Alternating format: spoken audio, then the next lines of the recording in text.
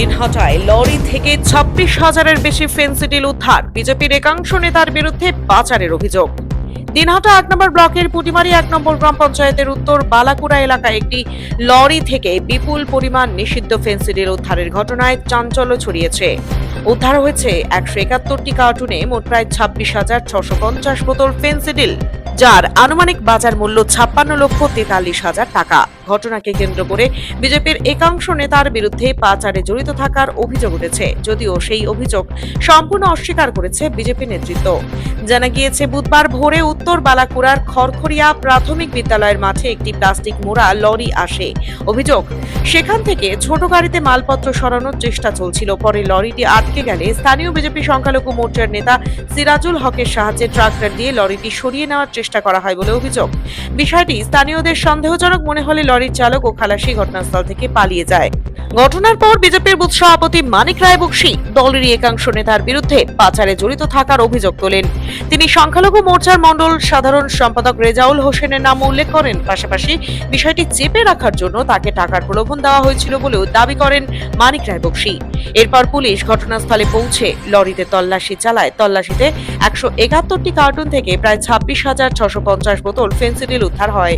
ম্যাজিস্ট্রেটের উপস্থিতিতে ভিডিওগ্রাফির মাধ্যমে বিপুল পরিমাণ ফেন্সিডিল বাজেয়াপ্ত করা হয়। যদিও দলের বিরুদ্ধে ওঠা অভিযোগ অস্বীকার করেছেন বিজেপির দিনহাটা 1 নম্বর মণ্ডল সভাপতি উত্তম কুমার বর্মন। তার দাবি, এই ঘটনার সঙ্গে বিজেপির কোনো নেতা বা কর্মী জড়িত নন। ঘটনায় ইতিমধ্যেই তদন্ত শুরু করেছে পুলিশ।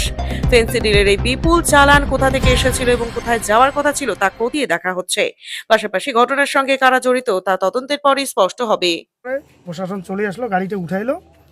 এখন পরে আমি যে এখানকার যে দারোগা আছে তপন রায়, ওনাকে আমি বললাম যে স্যার আপনি কোনটা করেন সেটা আমি জানি না, প্রশাসনিক ব্যাপার, আর এই সমস্ত জায়গায় আমি কোনোদিন যাইও নাই।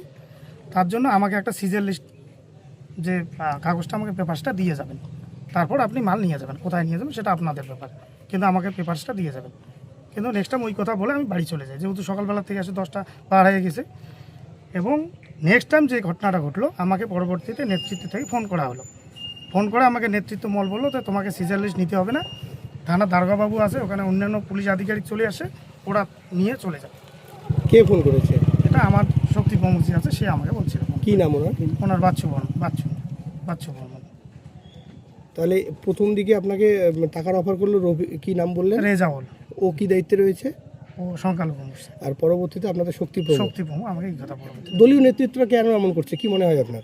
এবং আমাকে এটাও কথা বললো যে মণ্ডল সভাপতি আমাকে কথাটা বলতে বললো, তাই আমি কথাটা তোমাকে বললাম। ঠিক আছে, তাহলে আমি বিবেচনা করে দেখি। কিন্তু আমার এখানে যে বুথের যে আছে, এখানে যে আমরা 4 জন যে প্রথম দিক থেকে আছি, এই 4 জনে আমার প্রথম কথা যে আমরা এর শেষ দিকে ছাড়বো। তাহলে কি আপনি মনে করেন যে বিজেপির একাংশ জড়িত রয়েছে? এটা কেমন করে বলি না, আপনি কে অফার করলো সেও বিজেপি, কেউ বাধা করলো, কেউ না করলো সেও বিজেপি। মণ্ডল সভাপতির নাম কি? উত্তম কুমার রায়। মানে এই ঘটনায় মণ্ডল সভাপতি বর্মন। কোন মণ্ডল এটা? এটা 7 নম্বর মণ্ডল সভাপতি, শক্তি প্রমুখ, আর আপনার হচ্ছে সংখ্যালঘু মোর্চা, 3 জনই আপনাকে বাধা দিচ্ছে। 3 জনে বাধা দিল। নেক্সট ঠিক আছে, কি নাম আপনার? মানিক রায় বক্সি।